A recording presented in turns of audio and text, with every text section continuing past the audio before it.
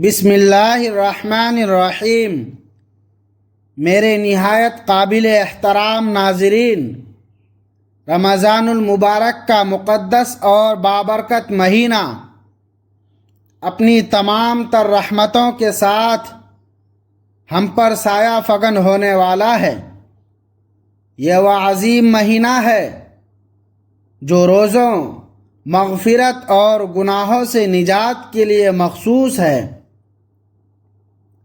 لیکن اس حقیقت کو فراموش نہ کریں کہ اگر اس مبارک گھڑی میں بھی آپ کے گھر کے اندر 5 منحوس خاموش چیزیں موجود رہیں تو تمام تر عبادات کے باوجود معاشی تنگی، برے حالات اور مسلسل مفلسی آپ کا مقدر بن سکتی ہے۔ لہٰذا اس ماہ صیام کے آغاز سے پہلے ان 5 چیزوں کو پہچان کر فوراً اپنے گھر سے نکال باہر کریں، ورنہ آپ بہت جلد تباہی کا شکار ہو سکتے ہیں۔ دراصل ہر گھر کے کسی نہ کسی گوشے میں ایسی چھوٹی چیزیں چھپی ہوتی ہیں جو بظاہر نظر نہیں آتی، مگر وہ روزانہ کی بنیاد پر آپ کو نقصان پہنچاتی ہیں۔ اگر آج ہمت کر کے انہیں نہ نکالا گیا تو یہی وہ راستہ ہے جو آپ کے پرسکون گھر میں غربت، بدقسمتی اور منفی توانائیوں سمیت غیر مرئی مخلوق کو داخل ہونے کی دعوت دے گا۔ کیا آپ نے کبھی غور کیا کہ بعض گھروں میں داخل ہوتے ہی دل کیوں گھبرانے لگتا ہے اور وہاں کی فضا کیوں بوجھل محسوس ہوتی ہے؟ بظاہر سب کچھ ٹھیک ہونے اور گھر کے صاف ستھرا ہونے کے باوجود وہاں سکون کیوں غائب ہوتا ہے؟ گھر والے نمازی ہوتے ہیں اور وہاں ذکر و اذکار بھی ہوتا ہے، مگر پھر بھی راتوں کی نیند ادھوری اور صبح بیدار ہوتے ہی جسم تھکن سے چور ہوتا ہے۔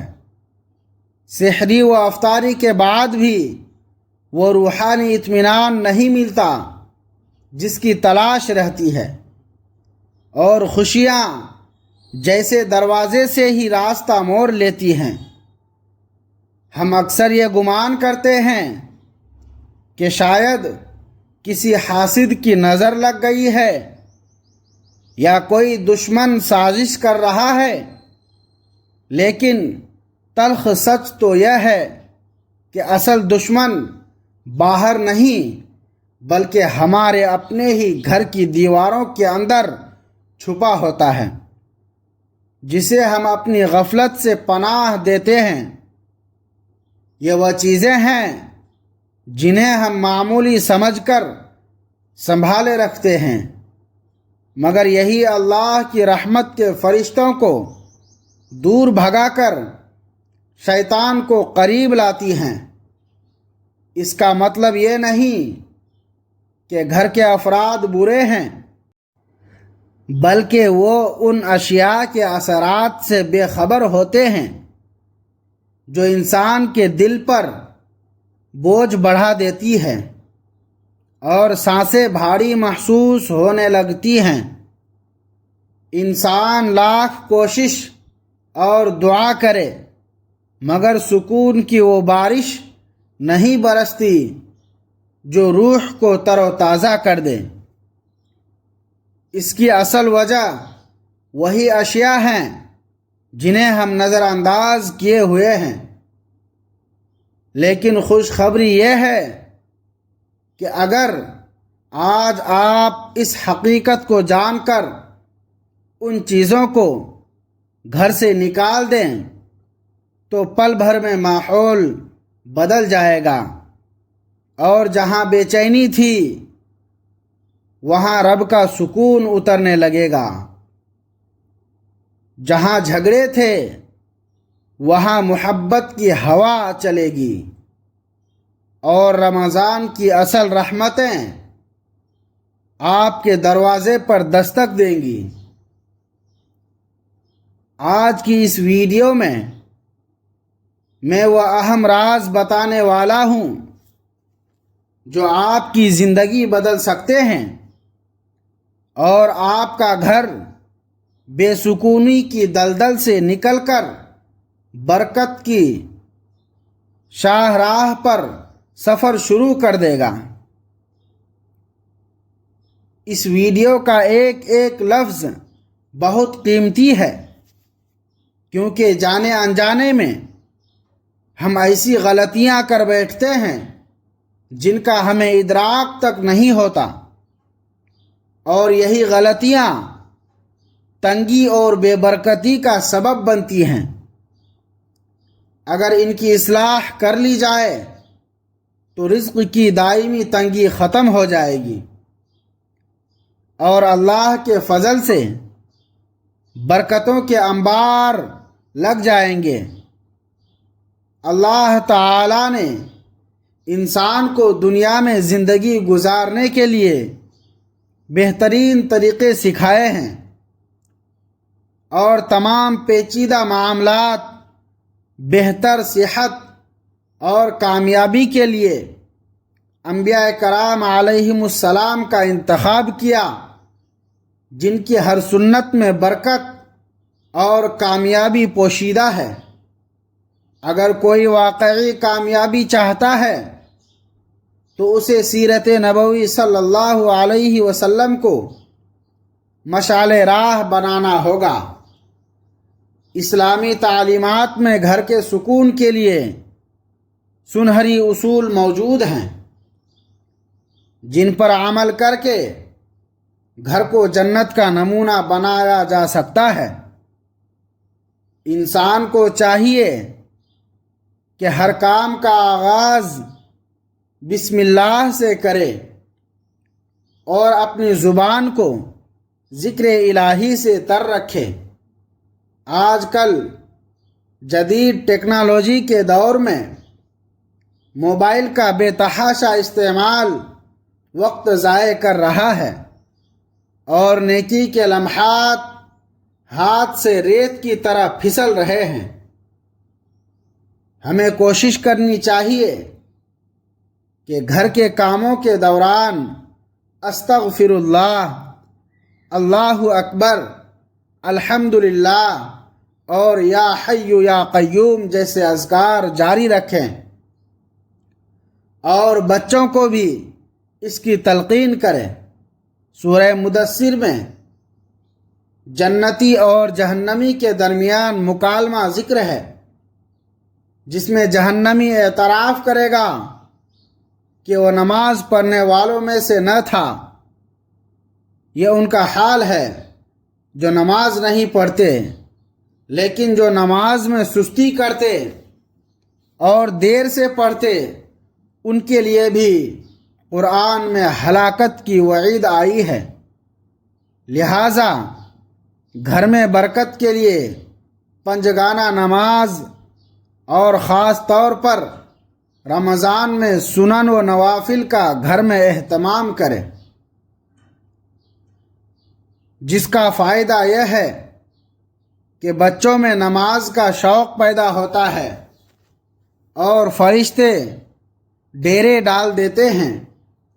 تلاوت قرآن کا روزانہ معمول بنائیں، چاہے مقدار کم ہی کیوں نہ ہو۔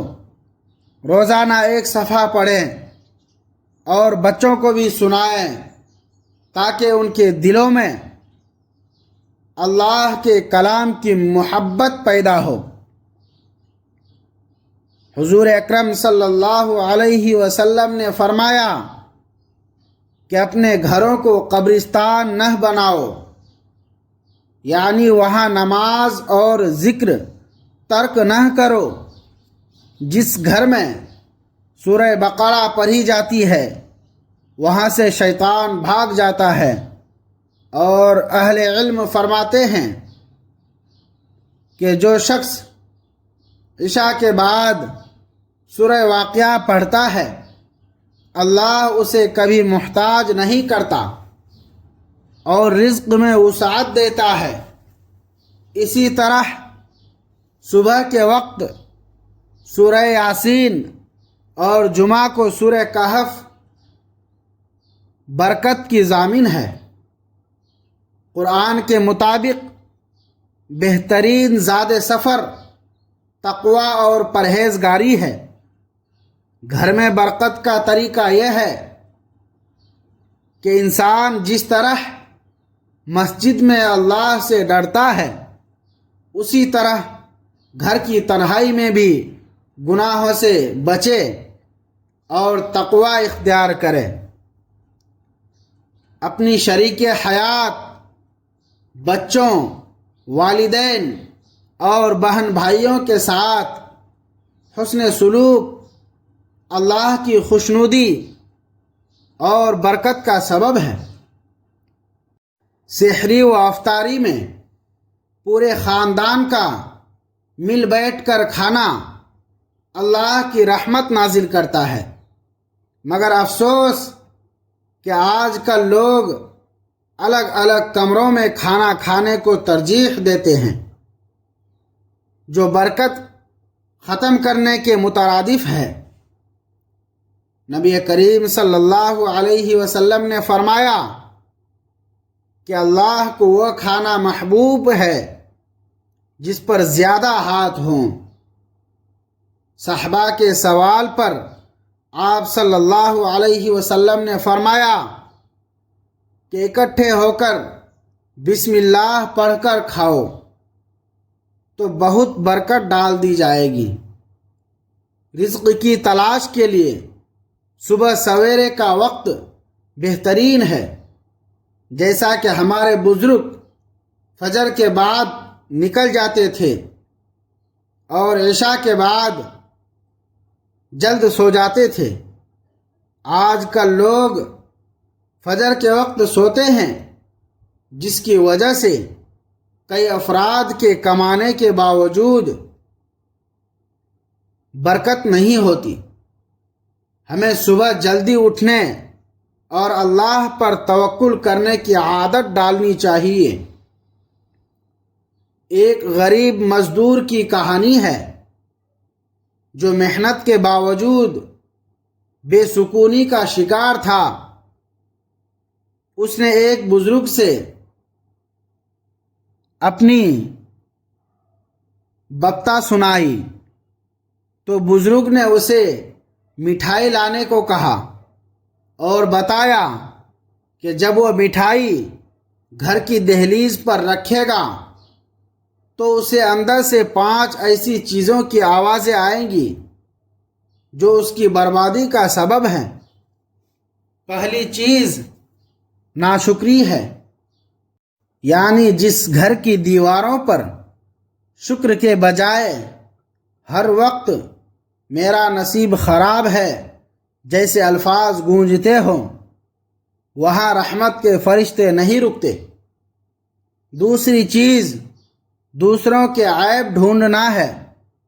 جس گھر میں لوگ تنقید کے عادی ہوں وہاں شیطان رقص کرتا ہے۔ تیسری چیز شور و غل اور اونچی آواز ہے۔ جہاں سلام کے بجائے چیخ و پکار ہوں وہاں زحمت آ جاتی ہے۔ چوتھی چیز ٹوٹا ہوا آئینہ یا ٹوٹے ہوئے برتنوں کا استعمال ہے، جو نحوست اور رزق میں تنگی کا باعث بنتا ہے، اس لیے انہیں فوراً نکال دینا چاہیے۔ پانچویں چیز گھر کے کونوں میں کباڑ، پرانی جوتیاں، مکڑی کے جالے اور گندگی جمع رکھنا ہے، کیونکہ ایسی جگہوں پر شیطان کا بسیرا ہوتا ہے۔ اللہ سے دعا ہے کہ وہ ہمیں ان باتوں کو سمجھنے اور عمل کرنے کی توفیق عطا فرمائے۔ ہمارا سننا اور سنانا قبول فرمائے اور ہمارا خاتمہ ایمان پر فرمائے، آمین یا رب العالمین۔ اگر ویڈیو اچھی لگی ہو تو اسے لائک کریں اور صدقہ جاریہ سمجھ کر شیئر کریں اور کمنٹ میں اللہ کا کوئی ایک نام ضرور ٹائپ کریں اور چینل کو سبسکرائب بھی کر لیں۔